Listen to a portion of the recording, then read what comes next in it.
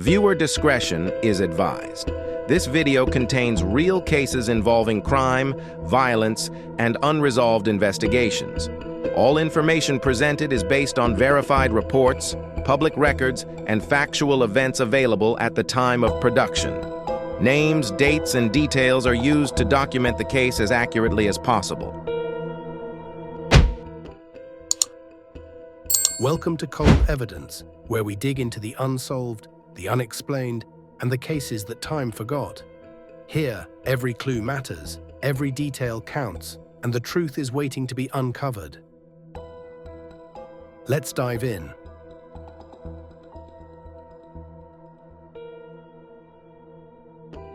This case begins with a phone call, one that in hindsight was already full of lies. On the evening of Saturday, February 26, 2022, police in Carmel, Indiana received a report from a man named Xavier Breland. His wife, 31-year-old Sierra Lear, was missing. Xavier told officers that the last time he had seen Sierra was the night before. According to him, around 10 p.m., she left their home in the Brookstone Park neighborhood on foot to walk to a nearby convenience store, and never came back. At first glance, it sounded routine, but almost immediately, investigators noticed that nothing about this story added up. Indiana was in the grip of winter. That night, temperatures hovered around 20 degrees Fahrenheit.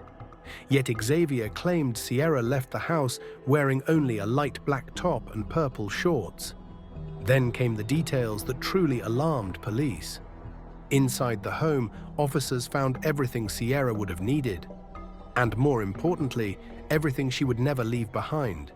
Her wallet, her driver's license, her credit cards, both of her phones, including her work phone and a backup emergency phone. And most disturbing of all, Sierra's 5-month-old son, Jackson, was still inside the house. Sierra's mother, Kelly Lear, was unequivocal. Her daughter would never abandon her baby, not for any reason.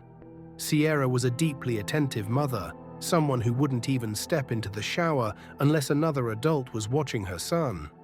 The idea that she would walk into freezing darkness without money, without a phone, and without her infant child made no sense. Police reviewed surveillance footage from the convenience store Xavier claimed she was headed to, along with cameras from surrounding streets. Sierra never appeared. Not once. No woman in shorts, no late-night walk, no trace of her at all. That was the moment investigators realized the truth. The answers were not in Indiana. Backtracking the lie. With the store story collapsing, detectives shifted focus to the 24 hours before Sierra was reported missing.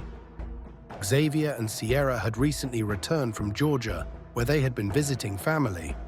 Attention quickly turned to their vehicle, a white 2017 Volkswagen Tiguan with Georgia plates and a Florida State University law school frame.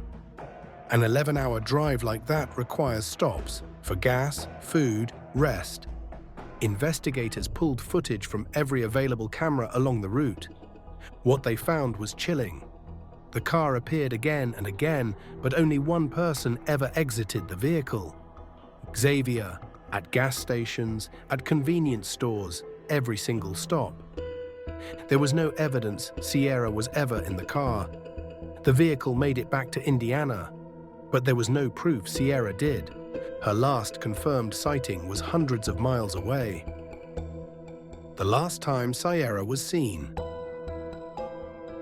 On February 24, 2022, at 7:17 p.m., surveillance footage captured Sierra outside her mother-in-law's home in Johns Creek, Georgia.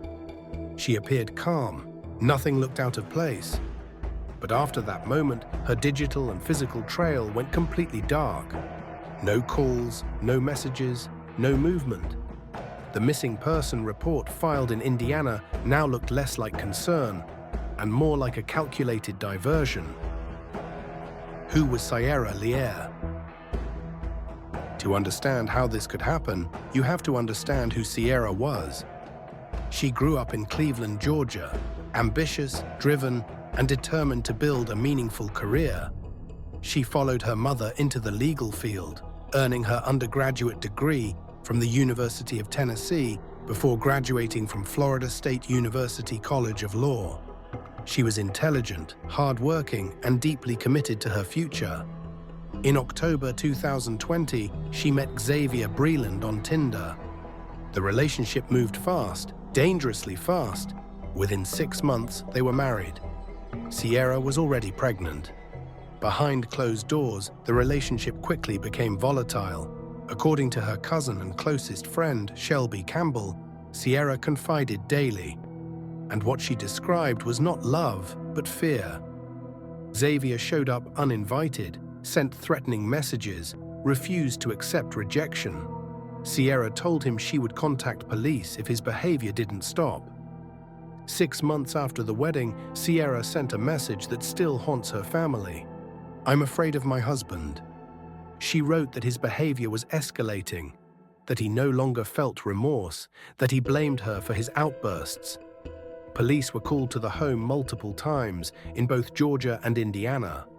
Each time, Sierra downplayed the situation after officers arrived, a pattern investigators recognize all too well. In private, Sierra was preparing to leave. She opened a secret bank account. She obtained a burner phone. She planned her escape carefully. And in February 2022, she believed the moment had finally come. The trip that changed everything. The family traveled to Georgia in mid-February with their baby and dog. To Xavier, it was a visit.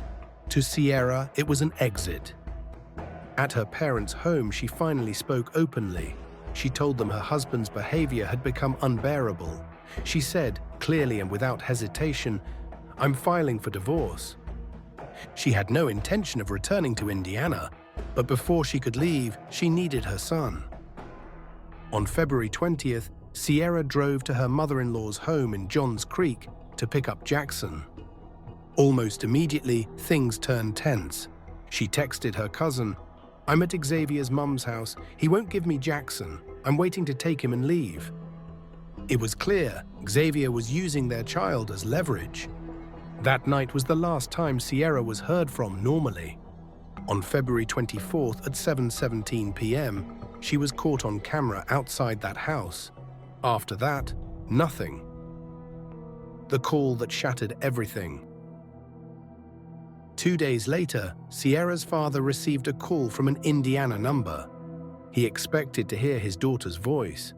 Instead, it was police. Xavier had reported Sierra missing, but he had never called her family, never asked if she was with them, never warned anyone she was gone. When Sierra's father confronted him directly, Xavier cursed at him and hung up. Then came another call to police, this time for a gunshot inside Xavier's home. His explanation: a handgun accidentally discharged while he was moving a Christmas tree. Officers found multiple firearms inside the house. Soon after, Xavier was arrested, not for Sierra's disappearance, but on an outstanding Georgia warrant for stalking. What investigators uncovered next was devastating. A pattern of control.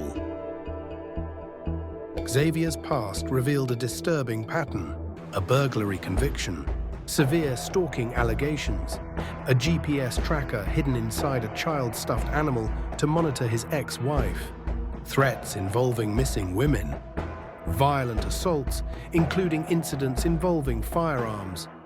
This wasn't a man who snapped. This was a man obsessed with control. The search and the silence. Authorities searched more than 85,000 acres across 3 states. Forests, rivers, parks. Cadaver dogs were deployed. Carpeting and mattress sections were removed from the Johns Creek home. They were looking for a body. They never found one. Xavier was later released on bond and failed to appear in court. He vanished. Now, investigators are searching for 2 missing people. Sierra's body has never been recovered. Her son is safe with her parents, and the case remains open to this day.